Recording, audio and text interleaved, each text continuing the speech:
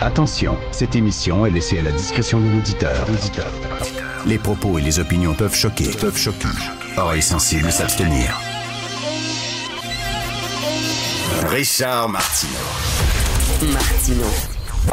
Un animateur pas comme les autres. Richard Martineau. Bon lundi, ma gang de malades. Si vous nous écoutez à la télévision, que vous êtes des fans de Chris de Burgh, vous allez voir de Lady in Red qui est avec nous. C'est Stéphanie dans une magnifique robe rouge. Merci. Il faut le dire quand même, c'est pétant. T'as vu Chris de Burgh en spectacle? Hey, il y a quelques années, je suis allé avec un de mes amis. On est des grands fans de Chris de Burgh, même si c'est pas notre époque nécessairement. Et justement, on était, je pense, de 20 ans les plus jeunes dans la salle, là, sincèrement. C'est un peu un chanteur de ma tante. Et je vous niaise pas. On s'est fait demander si on s'était trompé de salle. Pour vrai? Par un couple plus âgé qui ont dit, vous êtes sûr? Vous êtes à bonne place? Mais c'était, je tiens à le dire, tout un show. Et même les dames en haut de 65 ans, 70 ans lançaient leur brassière rouge sur la scène encore. Je vous le dis. OK. Alors, hey, on reprend la tradition de poser la question du jour. On avait commencé ça en début d'émission, poser une question. On demandait aux gens de nous contacter pour répondre à la question. Puis on a comme abandonné ça. Je reviens. Alors, la question du jour aujourd'hui, est-ce que vous avez confiance dans le système de justice? Avez-vous confiance dans le système de justice?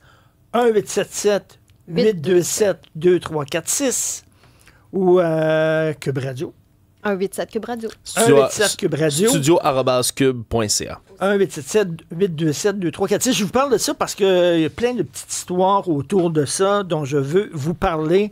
Le résultat d'un sondage qui est paru dans le National Post au cours des derniers jours, on a demandé aux gens, est-ce que vous trouvez que le système de justice défend les citoyens honnêtes ou au contraire, s'il défend les bandits? 54% des gens qui ont répondu au sondage trouvent que le système de justice joue contre les intérêts des citoyens honnêtes. 54%. Seulement 29% qui trouvent que le système de justice canadien protège les intérêts des Canadiens. Vous avez vu d'ailleurs, au cours des derniers jours, le Journal de Montréal a publié un dossier passionnant sur les fraudes qui visent, qui ciblent en particulier les personnes âgées. Et on apprend que ces fraudes-là, puis il y en a énormément, aucun accusé dans 90% des cas. Pourtant, on parle là, de gens qui perdent toutes leurs économies souvent. Alors, on dit, oui, mais c'est très compliqué. Les enquêtes pour fraude nécessitent l'obtention de nombreuses autorisations judiciaires. Il faut analyser des preuves qui sont souvent extrêmement volumineuses. Et surtout, c'est difficile d'identifier des suspects qui opèrent parfois à l'extérieur du pays. Puis on a de plus en plus l'impression que les bandits sont plus équipés technologiquement que les policiers. Vous avez vu, il y a quelques jours, d'ailleurs, les policiers qui se plaignaient, les policiers du SPVM, en disant on a besoin de technologie pour nous supporter parce qu'on est complètement dépassé. Alors là, les fraudes, là, ce sont des experts, des gros bandits, des gros réseaux équipés là, d'ordinateurs et tout ça, qui fraudent les citoyens, surtout les personnes âgées. Puis on dirait que les policiers sont complètement débordés, n'arrivent pas nécessairement à arrêter ces gens-là. C'est comme, tu sais, les grosses entreprises, les entreprises, les Facebook, les Netflix de ce monde, etc. Et on a de la difficulté à les obliger à payer les taxes, puis à se comporter comme des citoyens ordinaires, parce que, justement, ce sont les multinationales qui ont des sièges un peu partout, qui sont quasiment au-dessus des États, qui ne reconnaissent pas les frontières, etc. On est tellement gros qu'on a de la difficulté. Tu sais, les États, maintenant, n'ont plus de moyens, n'ont plus de poignées pour obliger ces entreprises-là à payer leur juste part. Mais c'est la même chose contre les bandits. Je lisais, je vous en ai déjà parlé, mais je lisais il y a quelques années dans le New Yorker, les cyberattaques, là. Quand est-ce que vous avez vu quelqu'un qui a été accusé, condamné pour des cyberattaques contre des grosses entreprises ou des banques? C'est souvent des réseaux hyper organisés, des fois des réseaux qui travaillent pour certains États bandits, La Corée du Nord, par exemple, plein d'entrepôts avec des milliers de nerds qui travaillent pour l'État et qui ne font que ça, faire des cyberattaques et du chantage. Vous devez nous envoyer de l'argent. Vous avez 24 heures, sinon on fait sauter votre système informatique, on efface toutes vos données, etc. Ces gens-là, je veux dire, agissent en toute impunité parce que nos systèmes de justice, nos systèmes de police, qui sont supposément en train de faire de la répression, mais ils n'ont pas. Ils sont dépassés complètement.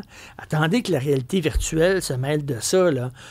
Utilise les voix de certaines personnes connues, peut, je sais pas, moi, imiter la voix de votre neveu qui vous appelle en pleurs de la prison parce qu'il a besoin d'argent. Grand-maman, s'il te plaît, aide-moi. Il y a plein de gens qui vont être fraudés.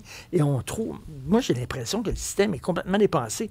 Et là, en plus, les peines bonbons. Écoutez, je lisais dans le National Post... Une femme, en 2022, il y a 3 ans, en Ontario, alors, elle s'occupait, là, elle gérait des logements pour un ami qui n'était pas là. Et à un moment donné, elle avait besoin de la clé d'un ancien locataire. Le locataire avait quitté son appartement. Son appartement avait été loué à un couple de personnes âgées. Et, tu sais, le locataire était censé donner la clé de l'appartement qu'il avait quitté au nouveau locataire, les personnes âgées. Donc, la femme qui s'occupait de tous ces logements-là, elle sonne, elle rentre dans la maison du couple de personnes âgées qui était fin 70. C'était il y a 3 ans, donc il y avait 78 ans à peu près, ces gens-là. Avez-vous la clé d'ancien locataire, puis tout ça, puis les autres disent non, elle ne trouve pas la clé, puis tout ça. Elle pousse la bonne femme, elle pousse le bonhomme, ils tombent par terre, ils ont 78 ans, là. Et il y en a un qui se blesse. Depuis ce temps-là, il y a le mari, entre autres, l'homme, a des difficultés à marcher, à bouger. Elle l'a frappé sur le bras. Elle l'a poussé. Bref, ils sont complètement maintenant en état de choc, en stress post-traumatique depuis cet événement-là. La femme, elle est arrêtée. Elle n'a rien eu. Elle n'a rien eu. Une peine complètement bonbon. Savez-vous pourquoi? C'est parce que dans la vie, elle travaille avec des enfants handicapés à la commission scolaire catholique de sa ville, puis on a besoin des gens qui travaillent avec les enfants handicapés. Christy, ça se comporte avec les enfants handicapés comme elle s'est comportée avec les vieux, ça doit être beau. Mais bref, on lui a donné une peine bonbon. Puis vous avez vu aussi cette loi-là qui dit, ben maintenant, si quelqu'un de racisé est arrêté pour un crime, il aura une sentence moins sévère que s'il était blanc. Puis des fois, c'était un avocat qui avait été arrêté ou un commis voyageur, je ne sais pas trop quoi, mais il ne faut pas lui donner une peine trop sévère parce que ça va l'empêcher de voyager à l'étranger, puis il a besoin de voyager à l'étranger pour ses affaires, pour sa business. On donne des peines bonbons. Les policiers sont complètement dépassés, ne sont pas équipés de façon technologique. Bref, est-ce que vous avez encore confiance en notre système de justice? On attend vos réponses.